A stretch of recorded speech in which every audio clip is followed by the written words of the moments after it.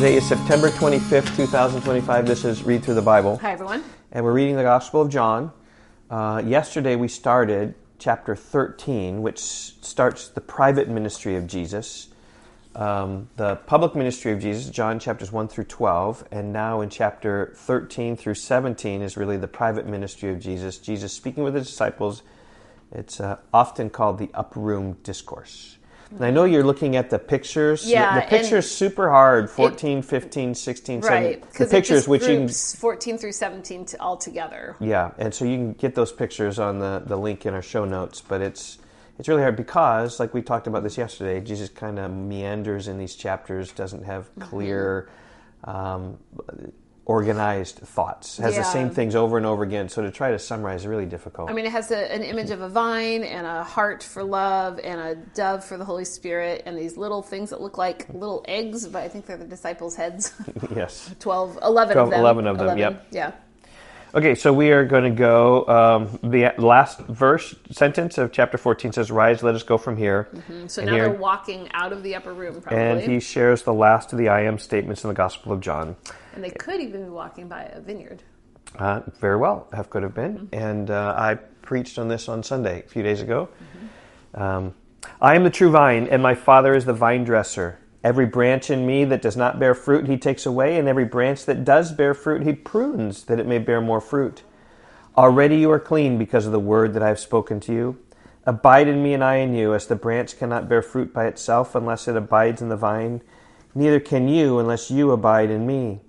I am the vine, you are the branches. Whoever abides in me and I in him, he it is that bears much fruit, for apart from me you can do nothing. If anyone does not abide in me, he is thrown away like a branch and withers, and the branches are gathered and thrown into the fire and burned.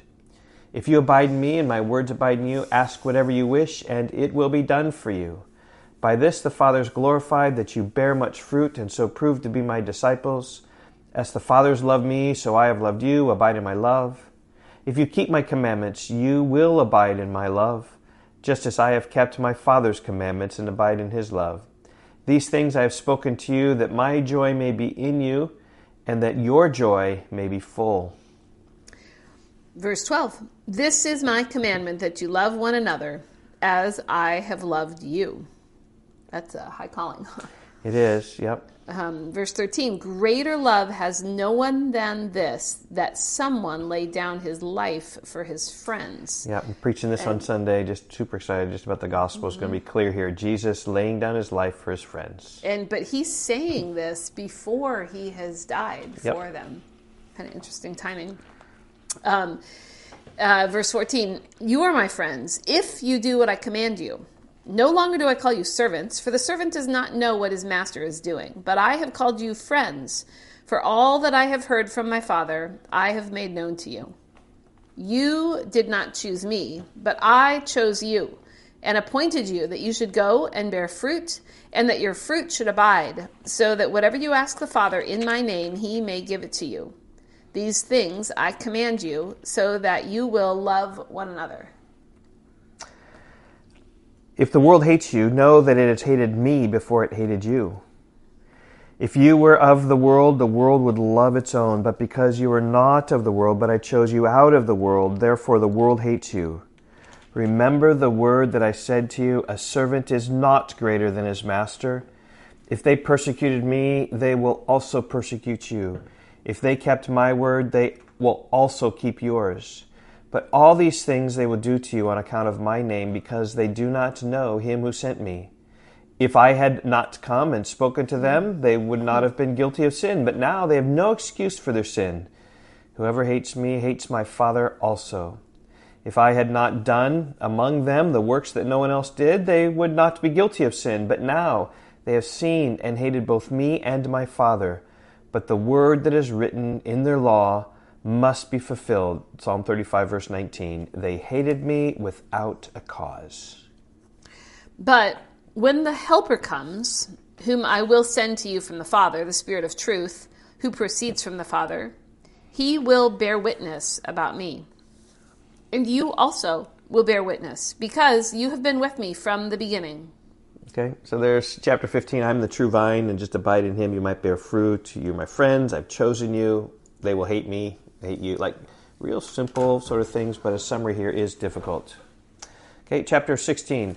I have said all these things to you to keep you from falling away. They will put you out of the synagogues. Indeed, the hour is coming when whoever kills you will think he is offering service to God.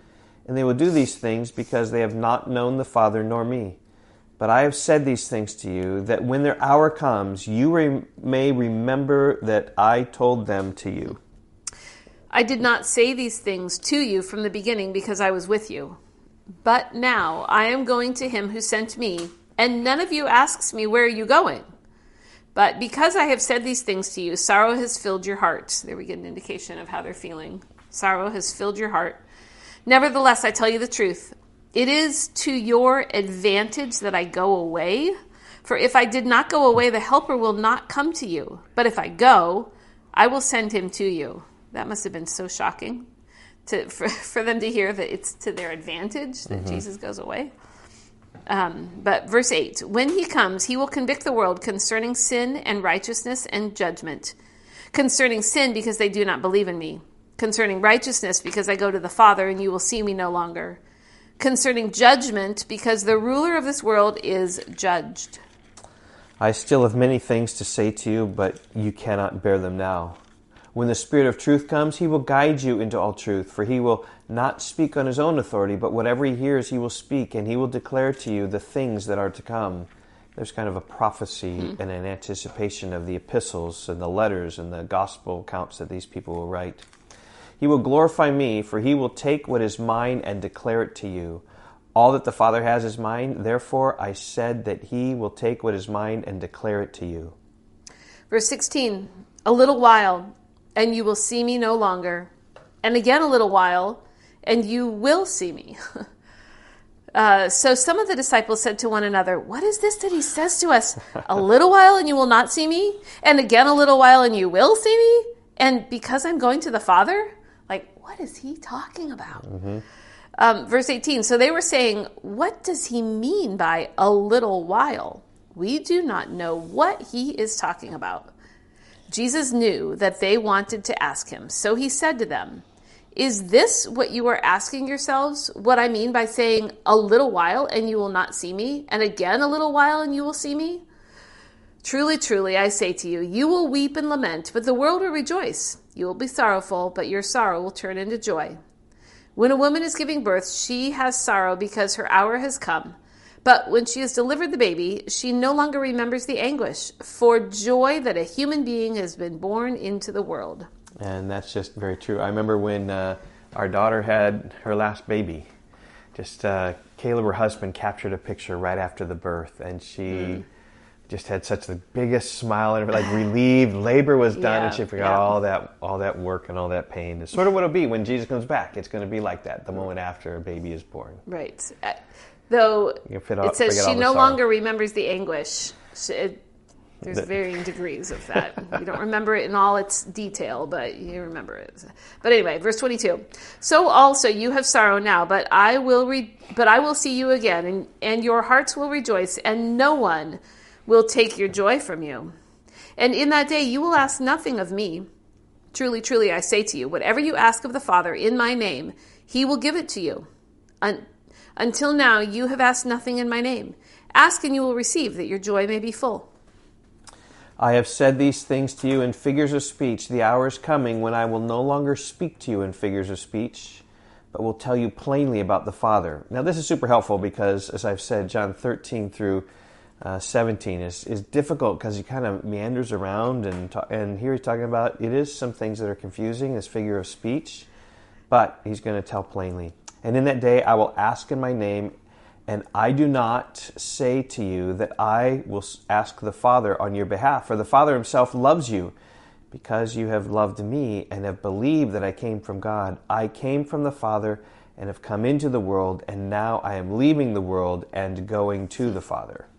You know, he's trying to explain what's happening, or what's going to happen. Uh-huh. And it seems like he could have been a little more clear. Yes. Well, it's John's style of writing and how we recorded. But conversations are like that. Yeah, that's true. If you would record conversations and write them down, like they do meander. Like sermons, if you just transcribe sermons, they make terrible books. Because we talk in a different way than we read. Right. Here's probably the flavor of what Jesus talked about. Well, and there's body language, and there's eye contact, and there's inflections, and how it's said that adds so much. Sensing when they don't quite get it. And Right. That probably accounts for some of this too. Verse 29, his disciples said, now you are speaking plainly and not using figurative speech. Now we know that you know all things and do not need anyone to question you. This is why we believe that you came from God. Okay, so something clicked for them. Verse 31, Jesus answered them, do you now believe? Do you now believe? Behold, the hour is coming. Indeed, it has come when you will be scattered. That's coming very soon. Each to his own home, and will leave me here alone. Yet I am not alone, for the Father is with me. I have said these things to you, that in me you may have peace. In the world you will have tribulation, but take heart, I have overcome the world. Okay, so to summarize this passage, as we're encouraging you to, is just write down a summary in a notebook or in a book that we gave many of you. It is difficult, but I think the key is, this helper I will send the helper to help you. He's going to guide you. But this whole phrase about a little while, you'll see me no longer, then in a little while you will see me again. I mean, that's a phrase that's kind of center of this conversation. Maybe that's a good phrase to remember. And the idea that you're not going to see me, I'm going to die. But in a little while I'm going to raise. You're going to see me again, is what he's talking about there. Right. Well, yeah, and that helps explain it quite a bit. They're not going to see him because he's going to die. And then they will see him because he's going to raise from the dead. Yep. Verse 33, I think, is also a great verse. I have said these things to you, that in me you may have peace. In the world you will have tribulation, but take heart, I have overcome the world. Yep. So when the tribulation comes, know that Jesus had it, knew it, we will have it, he expected it, but our hope is that he's overcome the world. And take heart. Yep. We will see you tomorrow. Bye-bye. Bye.